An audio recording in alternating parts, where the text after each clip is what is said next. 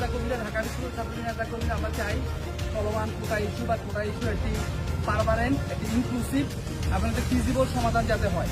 এবং আমরা চাই যে গণদুর্ভোগ না হোক এবং বিশ্ববিদ্যালয়ের যে একাডেমিক পরিবেশ সেটি আগের ধারায় ফিরে আসুক এবং এই বিষয়টির সমাধান হয়ে বিশ্ববিদ্যালয়ের সাধারণ যে ধরনের পরিস্থিতিতে আমরা লেখাপড়া করতে, আড্ডা দিতে এবং বসবাস করতে আমরা পছন্দ করছি। আমরা বাংলাদেশ ছাত্রলীগের পক্ষ থেকে আজকে সাধারণ শিক্ষার্থীদের সঙ্গে ডোর টু ডোর ক্যাম্পেইন শুরু করেছি। আমরা প্রত্যেকটি রুমে যাচ্ছি, শিক্ষার্থীদের সঙ্গে কথা বলছি। বাংলাদেশ ছাত্রলীগের অবস্থান পরিষ্কার, আমরা একটি যৌক্তিক, ন্যায়সঙ্গত